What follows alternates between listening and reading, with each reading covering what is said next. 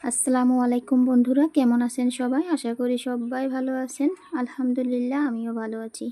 তো এই যে সকাল সকাল উঠে আমরা নাস্তা-টাস্তা সেরে নিচ্ছি, সেগুলো আর তোমার সাথে শেয়ার করা হয়নি, অফ ক্যামেরায় করে নিয়েছিলাম। তো এই যে এখন রান্নাঘরে চলে আসলাম, মেয়েকে একটু দুধ বিস্কুট খাওয়াবো। ওকে স্নান করে এনে ওকে বিছানার উপরে উঠিয়ে দিয়ে এদিকে আমি ওর দুধ বিস্কুটটা রেডি করছি। তো এই যে ও দুধ বিস্কুট খেয়ে স্কুলে চলে যাবে। ও মানে কালকে আমি ওকে স্নান করাই নাই। তো ওই যে আজকে আমি স্নান করাছি। তো আর দেখো ওর চুলটা না অনেকটাই ভারী আর লম্বাও হয়েছে অনেকটা। তো মানে শুকাতে চায় না, একটু দেরি হয়। সেজন্য কালকেও আমি চুলটা ভিজিয়ে দিইনি। আজকে ভাবছি চুলটা একটু ধুয়ে দেই। আজকে একটু শ্যাম্পু করে দিয়েছি, দিয়ে এই যে ওকে রেডি করছি। তো ওই যে দেখো ও খাওয়ার সময় কেমন মুখটা বেঁকাবেকি করছে, তার মানে ও পিডিয়াশিওরটা নাই, শেষ পেয়ে গেছে। তো সেটা থাকলে একটু মিঠা মিঠা লাগে, ও খেতে মানে ভালোবাসে। আজকে যেহেতু নাই ও সেজন্য একটু বেঁকাবেকি করছে। আমি বলছি আমি বাজারে গেলে আনবো। তো ও মানে মেনে গেছে। ও মানে কিছু বললে আবার মেনেও যায়, আবার জেদও করে, এরকম একটা কাণ্ড। তো যাই হোক, ওদিকে ওকে খাইয়ে দিয়ে রেডি করে এদিকে আসলাম আমি ওর টিফিনটা রেডি করতে। ওর বাবাও রেডি হবে।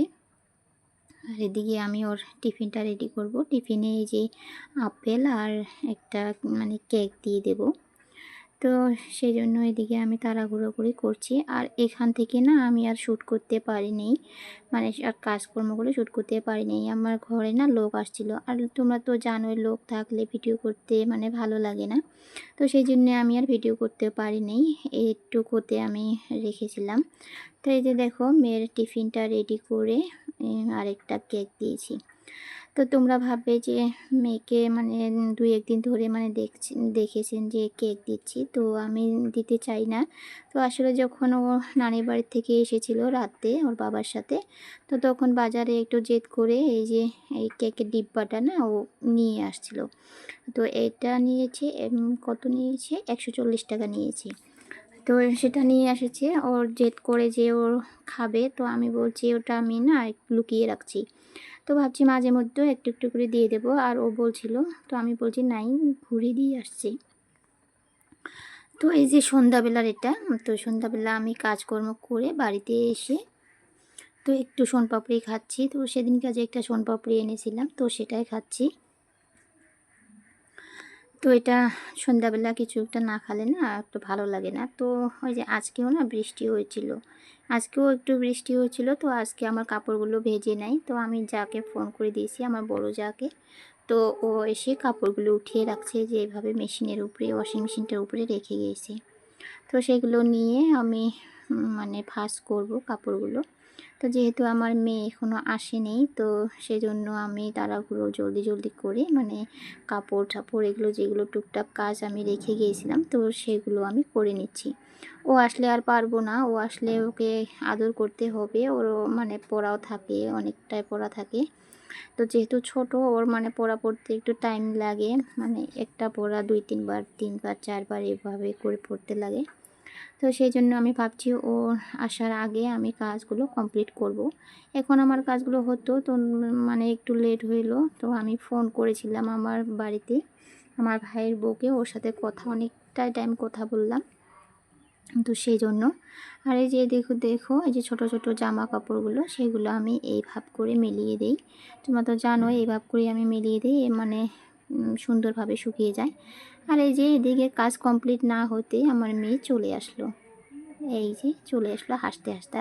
এসে দেখো ওর যেটা খেলনার বস্তু থাকে, খেলনার ওই যে ঝুড়িটা, সেটা বগলে গেল। মানে ওগুলো নিয়ে ও খেলবে।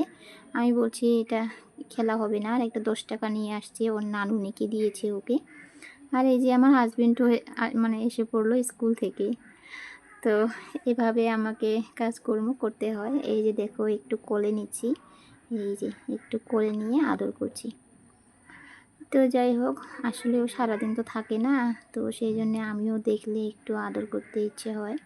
তো আবার পড়াও থাকে, তো পড়াতে বসলে তো একটু মানে বকাও দেই। তো সেই ভাব করে আবার একটু আদরও করি, এই ভাব করে নিই। তো তো এই যে ওদিকে মেয়েকে বিছানার উপরে উঠিয়ে দিয়ে এদিকে আমি কাজকর্মগুলো জলদি করে নিচ্ছি। আর ওর বাবা গেছে বাজারে, মানে আজকে মানে বাজার নেই, তো বাজারে গেছে। তো এই যে বাজার থেকে আসলো, এই যে চিকেন এনেছে। তো এটাকে আমি এখন রান্না করব না, এখন রেখে দেব, মানে ঠেলে রেখে দেব। এখন মেয়েকে পড়ানো আছে, অনেকটা পড়া আছে।